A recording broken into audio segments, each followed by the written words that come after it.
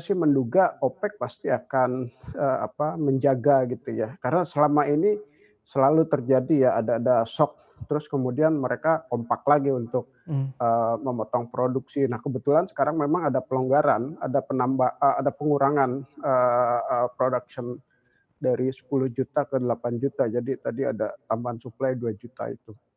Tapi kalau keadaannya memburuk saya pikir bukan hal yang mustahil mereka akan mempertimbangkan kembali untuk menaikkan, production cut lagi ke 10 juta barrel.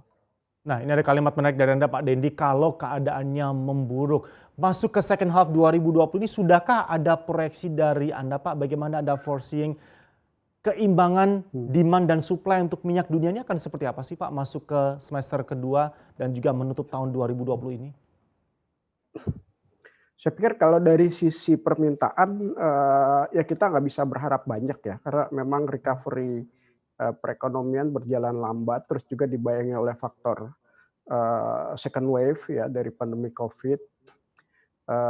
Ya faktor positifnya adalah, ya ini memasuki musim dingin ya, biasanya konsumsi energi juga meningkat ya untuk Mmm, pemanasan di di mmm, di di rumah ya, heater. Tapi memang yang jadi kunci tetap nanti adalah dari sisi supply-nya ya.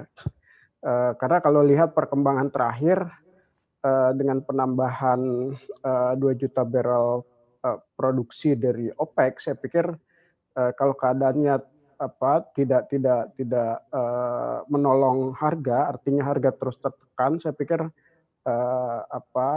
bukan hal yang mustahil mereka akan kembali, memotong produksi. Karena biar gimana pun kalau harga di bawah 40, negara-negara OPEC, termasuk juga Rusia, itu tentu mereka akan sangat, menderita juga karena mereka kan sangat tergantung dari pendapatan minyak ini. baik. Berharap ada sentimen yang bisa mengangkat harga minyak. Masihkah ada ruang itu kalau kita mencari tahu kira-kira sentimen apa yang masih bisa berfungsi sebagai driver dan boost bagi harga minyak bisa rebound lagi? Akankah terjadi dalam waktu jangka dekat ini atau mungkin secara time frame masih lama bisa kita ekspektasikan? Ya kalau sampai akhir tahun saya pikir nggak banyak ya yang bisa menggerakkan harga, karena dari sisi recovery ekonomi dunia pun kita Hmm, tahu, tahun ini pasti, banyak negara mengalami resesi ya.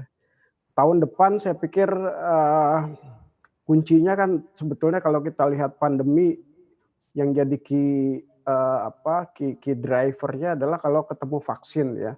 Karena ya. kita udah nggak bisa berharap lagi dari, penekanan kasus secara alamiah lewat social distancing, karena ternyata toh sekarang second wave ini udah mulai kelihatan. Jadi saya pikir game changer-nya tuh kalau ketemu vaksin, ya terus ekspektasi langsung berubah Baik. dan ekonomi bisa recover cepat, ya. Ya, Pak Dedi, Anda katakan dengan jujur tadi second half not much we can expect. Ketika tidak banyak yang bisa diharapkan untuk semester kedua, berapa Pak bottoming level dari harga minyak yang bisa kita antisipasi sehingga kita punya pegangan patokan di sana? Saya pikir, seharusnya sih ya di level, 40-an ini itu sudah relatif, rendah ya. Hmm, hmm. Saya sebetulnya nggak terlalu expect untuk turun lagi sampai ke level taruhlah 35 gitu ya. Ya, Karena, sedikit banyak saya pikir itu pasti akan men-trigger OPEC untuk bisa, memotong produksi lagi. Jadi perkiraan saya masih di levelan, 40-an ya. baik.